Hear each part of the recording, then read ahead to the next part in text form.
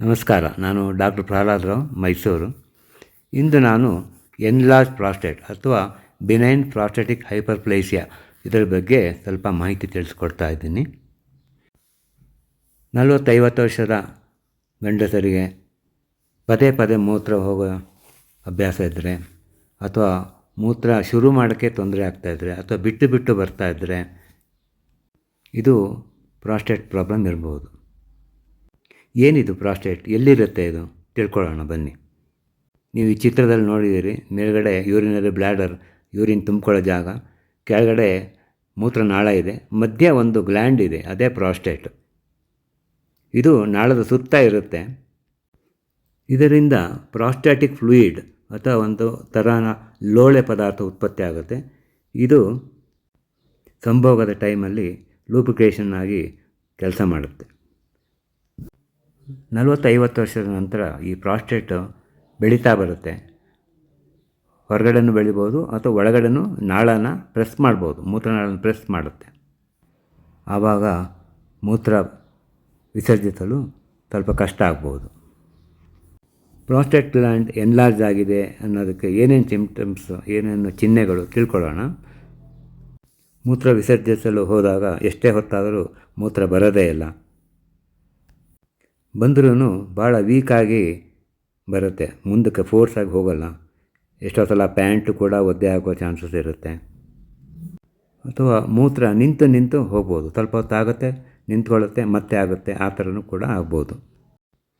ಇನ್ನು ರಾತ್ರಿ ಹೊತ್ತು ಮೂತ್ರ ವಿಸರ್ಜನೆಗೆ ಪದೇ ಪದೇ ಹೇಳ್ಬೇಕಾಗತ್ತೆ.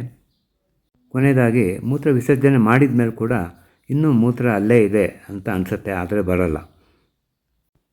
ಇದಕ್ಕೆಲ್ಲ ಏನು ಕಾರಣ ನೋಡೋಣ. ಮೊದಲನೇದಾಗಿ ವಯಸ್ಸಾಗೋದೇ ಒಂದು ದೊಡ್ಡ ಕಾರಣ. ಸಾಧಾರಣ 45-50 ವರ್ಷದ ಕೆಲವರಿಗೆ 60 ವರ್ಷದ ಮೇಲೆ ಶುರು ಆಗುತ್ತೆ. ವಂಶ ಪಾರಂಪರ್ಯವಾಗಿ ಕೂಡ ಬರ್ಬೋದು.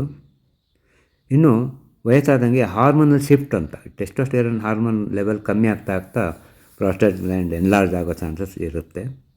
ಎಲ್ಲದನ್ನೇ ಕೆಲವು ರಿಸ್ಕ್ ಫ್ಯಾಕ್ಟರ್, ಡಯಾಬಿಟಿಸ್ ಇರ್ಬೋದು, ಸ್ಥೂಲಕಾಯ ಅಥವಾ ಒಬೇಸಿಟಿ ಇರ್ಬೋದು, ಇದೆಲ್ಲ ಒಂದು ಪ್ರೆಸಿಪಿಟೇಟಿಂಗ್ ಫ್ಯಾಕ್ಟರ್. ಈ ಥರ ಚಿಹ್ನೆ ಇದ್ದರೆ ನೀವುಗಳು ನಿಮ್ಮ ಮನೆ ಹತ್ತಿರುವ ಯೂರಾಲಜಿಸ್ಟ್ ಅವರನ್ನು ಕನ್ಸಲ್ಟ್ ಮಾಡೋದು ಒಳ್ಳೆಯದು. ಅವರು ಏನೇನು ಟೆಸ್ಟ್ ಮಾಡಿಸ್ತಾರೆ ಇದ್ರ ಬಗ್ಗೆ ತಿಳ್ಕೊಳ್ಳೋಣ. ಇನ್ವೆಸ್ಟಿಗೇಷನ್ಸ್ ಪ್ರಾರಂಭದಲ್ಲಿ ಅವರು ಏನು ಬೇಡ, ವೆಯ್ಟ್ ಮಾಡಿ ನೋಡೋಣ ಅಂತ ಹೇಳ್ಬೋದು. ಕೆಲವು ಮೆಡಿಸಿನ್ಗಳು ಪ್ರಾಸ್ಟೇಟ್ ಗ್ಲ್ಯಾಂಡನ್ನು ಶ್ರಿಂಕ್ ಮಾಡೋಕ್ಕೆ ಅಥವಾ ಮಸಲ್ ರಿಲ್ಯಾಕ್ಸೆಂಟ್ ಈ ಥರ ಕೂಡ ಕೊಡ್ಬೋದು.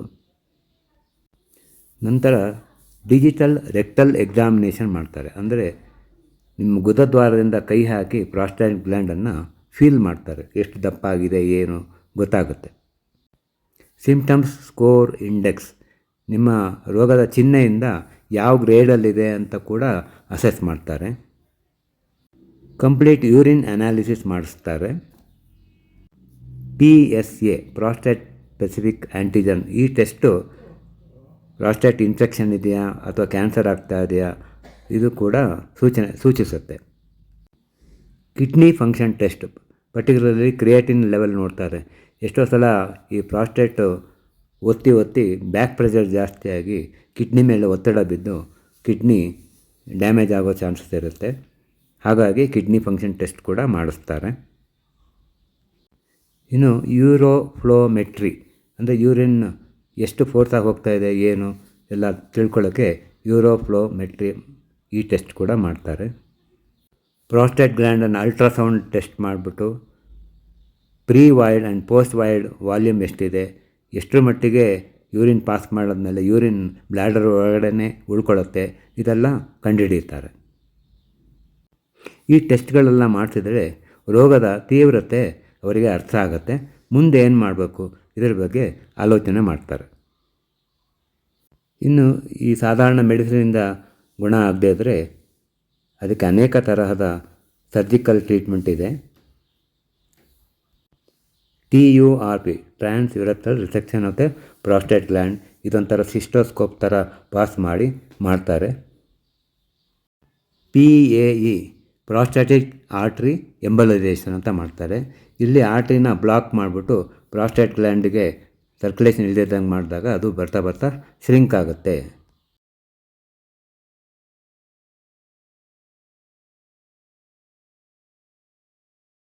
ಇನ್ನು ಆಕ್ವಾ ಅಬ್ಲೇಷನ್, ಇದು ಒಂದು ರೋಬೋಟಿಕ್ ಸರ್ಜರಿ. ಇಲ್ಲಿ ಹೀಟ್ ಫ್ರೀ ವಾಟರ್ ಜೆಟ್ಟನ್ನು ಉಪಯೋಗಿಸಿ ಎಕ್ಸೆಸ್ ಟಿಶ್ಯೂನ ತೆಗಿತಾರೆ. ಇನ್ನು water vapour thermal therapy, Rezum ಅಂತ ಹೇಳ್ತೇವೆ. ಇಲ್ಲಿ ಕೂಡ ಅಬ್ಸ್ಟ್ರಾಕ್ಟಿವ್ ಟಿಶ್ಯೂನ ಡಿಸ್ಟ್ರಾಯ್ ಮಾಡ್ತಾರೆ ವಾಟರ್ ವೇಪರ್ ಉಪಯೋಗಿಸಿ. ಯೂರೋ ಲಿಫ್ಟ್, ಇಲ್ಲಿ ಪ್ರಾಸ್ಟೆಟಿಕ್ ಯೂರೋತ್ರನ ಲಿಫ್ಟ್ ಮಾಡ್ತಾರೆ. ಇನ್ನು ಹೊಸದಾಗಿ ಲೇಸರ್ ಟ್ರೀಟ್ಮೆಂಟ್ ಬಂದಿದೆ, ಅದು ಹೋಲೆಪ್ ಅಂತ. Holmium laser enucleation of the prostate gland. ಇದು ಭಾಳ ಪ್ರಸಿದ್ಧವಾಗಿದೆ ಮತ್ತು ಆ್ಯಕ್ಯುರೇಟ್ ಆಗಿದೆ. ಈ ಲೇಟೆಸ್ಟ್ ಟ್ರೀಟ್ಮೆಂಟ್ಗಳಿಂದ ಬಹಳ ಮುಖ್ಯವಾದ ಉಪಯೋಗ ಅಂದರೆ ಪ್ರಾಸ್ಟೇಟ್ ಗ್ಲ್ಯಾಂಡ್ ಸರಿಯಾಗಿ ಮಾಡೋದಲ್ದಲ್ಲೇ ಸೆಕ್ಷುಯಲ್ ಫಂಕ್ಷನನ್ನು ಪ್ರಿಸರ್ವ್ ಮಾಡ್ಬೋದು. ಹಾಗಾಗಿ ನಾನು ಏನು ಹೇಳ್ತೀನಿ ಅಂತಂದರೆ, ನಾನು ಮೊದಲೇ ಹೇಳಿದ ಹಾಗೆ ಯಾವುದೇ ಸಿಮ್ಟಮ್ಸ್ ಇದ್ದರೆ ನೀವು ತಕ್ಷಣ ನಿಮ್ಮ ಮನೆ ಹತ್ತಿರುವ ಯೂರಾಲಜಿಸ್ಟನ್ನು ಕನ್ಸಲ್ಟ್ ಮಾಡಿ ಅವರು ಯಾವ ಥರ ಟ್ರೀಟ್ಮೆಂಟ್ ಕೊಡ್ತಾರೆ, ಯಾವ ಥರ ಇನ್ವೆಸ್ಟಿಗೇಷನ್ ಹೇಳ್ತಾರೆ ಅದೆಲ್ಲ ಮಾಡಿಸಿ